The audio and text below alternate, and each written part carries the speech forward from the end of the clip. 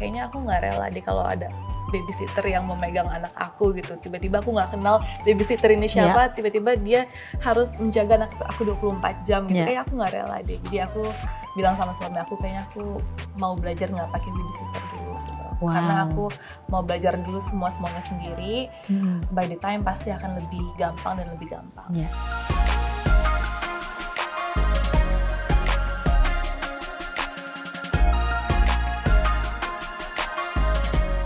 Ohayo Smart Moms, kembali lagi di BTS Bincang Teman Soklin karena menjadi Smart Mom lebih seru kalau berbagi informasi. Bersama saya Lia Atmajaya, sekarang saya lagi ada menuju sih tepatnya ya ke satu rumah seorang Smart Mom yang lagi viral. Ini nih seru banget karena aku tuh udah menanti-nantikan untuk ke rumahnya si Smart Mom ini. Jadi ikutin aku ya.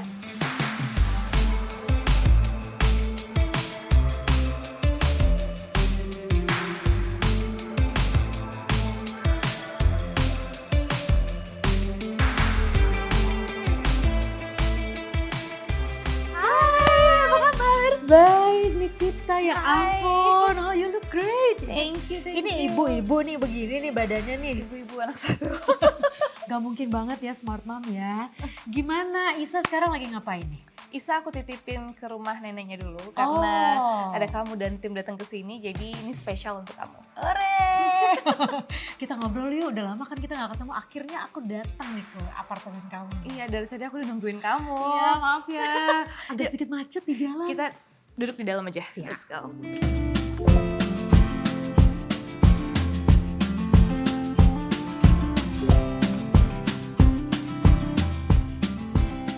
Gimana nih, Isa udah 1 tahun lebih berarti ya? Yes. Sekarang udah bisa ngapain aja tuh dia? Udah cerewet, udah mulai nggak tahu ngomong apa-apa, teriak-teriak nggak jelas. Terus udah mulai jalan tuh udah susah diikutin ya karena dia mau lihat ini, mau lihat itu, jadi lumayan capek. Wah itu harus siap-siap capek tuh ya. Tapi olahraga. Kita kan tahu seorang Nikita Willy nih dari kecil udah pekerja keras gitu ya di dunia entertainment. Setelah menjadi seorang ibu, apa sih perubahan terbesar yang kamu rasain? Perubahan terbesarnya adalah aku jadi sering di rumah. Jadi sering di rumah itu sesuatu yang susah banget waktu itu ya. Kalau dulu tuh jarang banget di rumah karena syuting dari pagi sampai pagi. Dan kalau sekarang maunya cepet-cepet pulang ke rumah. Jadi lebih sabar ya. Terus apa ya, rasa protektif sama anak tuh jadi tinggi banget gitu loh. Kayak aku dulu gak se-overprotective ini deh, cuma kok pada saat ada anak jadi kayak overprotective ya, apalagi sama anak. Kamu jadi ini gak sih, kalau dulu kan kita sering bilang, mama apaan sih nih sama mama kita gitu. Tapi kalau sekarang, pantesan aja dulu mama kayak gini ya, kayak gitu gak sih? Iya ada juga sih gitu, ternyata dulu kalau misalnya orang tua kita bilang A terus kita nggak percaya, sekarang pada saat kita menjadi ibu bener-bener oh iya ternyata apa yang dibilang mama tuh bener ya. Ternyata gitu. Kayak gitu Iya. gitu ya. Memang sampai sekarang pun aku juga selalu banyak nanya sama mamaku sih. Wah itu luar biasa ya. Tapi kan kamu nih ngurus sendiri nih Isa, dari mulai hamil sampai lahiran, lahiran juga di US gitu kan. Dan sampai sekarang apakah tetap nggak ada neni atau gimana nih?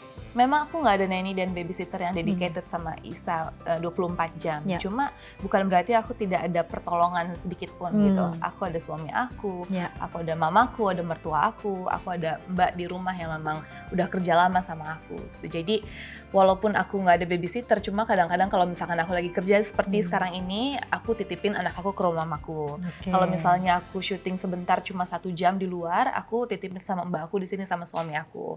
Atau aku bisa titipin ke mertua aku, tinggalnya cuma di seberang apartemen ini gitu. Jadi walaupun gak ada babysitter, tapi pertolongan di sekitar aku tuh banyak banget. Tapi boleh tahu nggak kenapa kamu memutuskan waktu lahiran itu sendiri gitu kan, dan sempat nggak pakai neni, itu kenapa gitu? Karena waktu aku lagi di US, kita udah mulai cari-cari babysitter, nanny gitu-gitu.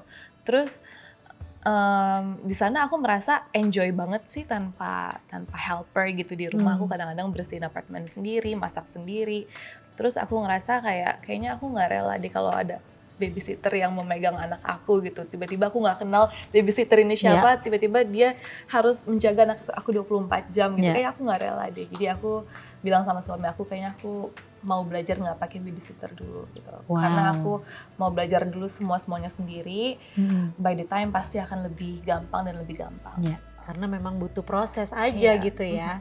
Tapi kalau ngomongin soal gaya parenting nih, kamu sama Indra itu beda banget atau gimana nih? Kita malah sevisi banget. Kita pokoknya kalau ditanya gaya parenting apa yang kita lakukan, aku sama Indra akan menjawab parenting style untuk orang tua yang nggak mau repot. Itu gimana tuh? Kayaknya perlu belajar nih kalau nggak mau repot nih.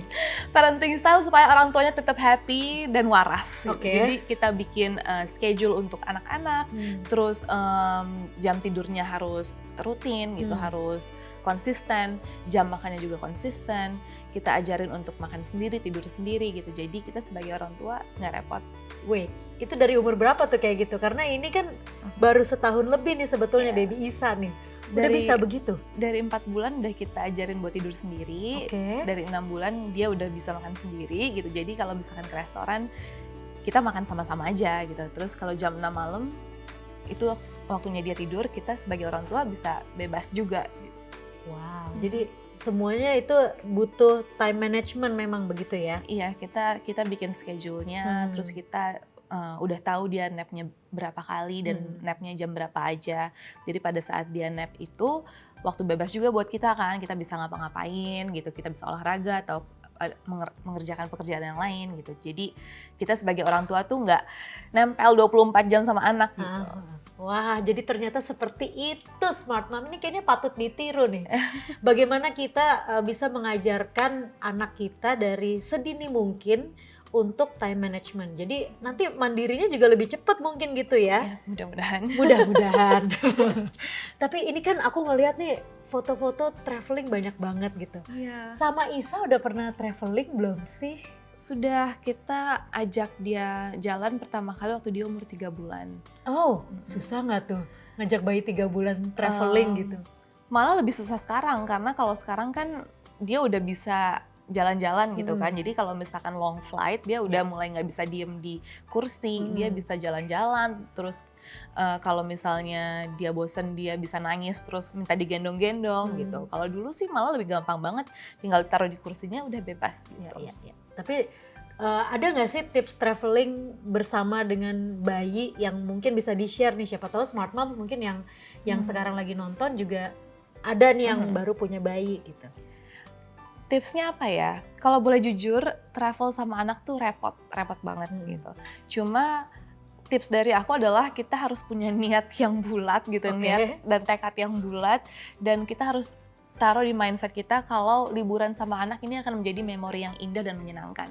Jadi maupun kita kadang-kadang stres atau marah-marah karena liburan ini repot, cuma niat kita tuh mengalahkan semuanya. Jadi kayak oke, ini nggak akan terulang lagi nih waktu seperti ini. Ini akan menyenangkan, ini akan menjadi momen yang paling indah buat kita semua gitu. Tuh, jadi memang harus ditanamkan mindset bahwa ini adalah momen yang tidak terlupakan. Iya, karena mau aku kasih tips A sampai Z di Google pun juga udah ada, di internet udah ada. Dan aku pun juga mengikuti tips-tips itu, tapi ada yang berhasil, ada yang nggak berhasil gitu. Jadi tips dari aku adalah kita harus mengingat ini akan menjadi memori yang indah, itu aja. Itu. Tapi dengan gaya parenting kayak gitu, gimana tuh dengan orang tua kita? Biasanya kan soalnya beda ya, gaya parenting kita yang mungkin bisa dibilang zamannya udah modern gitu, tapi ibu-ibu kita tuh lain gitu gayanya.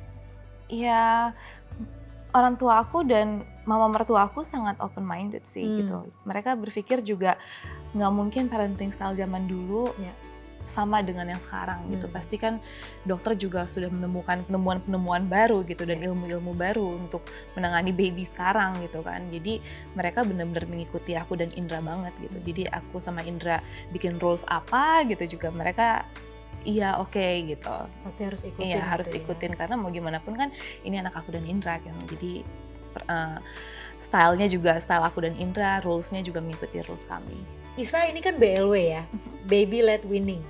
Bagus sih katanya kan memang itu akan menstimulasi sensor motorik dan sebagainya macamnya. Tapi konsekuensinya juga ada, which is adalah pakaian kayaknya nggak akan pernah bersih gitu, kotor terus. Nah itu gimana tuh?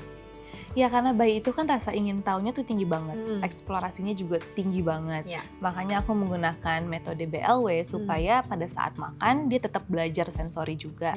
Dan saat makan dia menjadikan saat makan tuh menyenangkan. Tapi ya itu konsekuensinya berantakan di mana-mana, noda baju Isa, noda di baju aku, noda di napkin dan di fabric-fabric lain. Itu udah pokoknya jadi makanan kita sehari-hari lah. Bahkan sampai sekarang juga masih. Tapi kalau soal noda-noda di baju, aku nggak pernah khawatir. Karena aku dari dulu selalu memakai Socklin Liquid. Sama. Oh ya? Kamu pakai yang mana? Ini aku pakai yang ungu, Violet Blossom. Oh, aku pakainya yang merah, yang Scarlet Blossom. Oh, iya karena yang Violet Blossom ini ada power clean action, jadi nggak perlu diragukan lagi daya bersihnya. Benar. Terus ini wangi banget karena ada 3 kali boost perfume. Tuh, jadi seperti itu Smart Moms. Jadi makanya nih mukanya juga nggak ada khawatir-khawatirnya dengan noda gitu kan. Iya, dan wanginya tuh tahan lama banget walaupun udah melewati proses cuci, jemur, pakai. Dan itu membuat aku jadi pede banget karena wangi banget kan baju aku. Kalau ketemu orang juga selalu pede jadi. Dan wanginya sama lagi kan, sekeluarga gitu ya. Jadi Socklin membuat keluarga aku wangi dan selalu tampil fresh. Tuh, itu rahasianya. By the way, ini apartemen kamu enak banget. Thank you. Aku tadi mungkin masuk langsung ke sini gitu ya, tapi aku penasaran sama yang outdoornya, boleh ke situ nggak sih? Yuk kita pindah ngobrol di sana aja. Yeay. Yuk.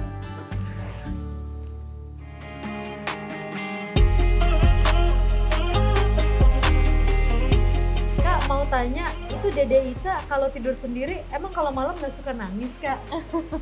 Gimana? So far sih dia sleep through the night ya, dari jam 7 sampai jam 6.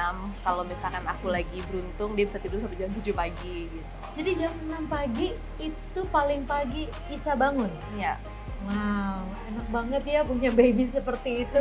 Tapi setelah itu ngelatihnya lama nggak sih kalau kayak gitu?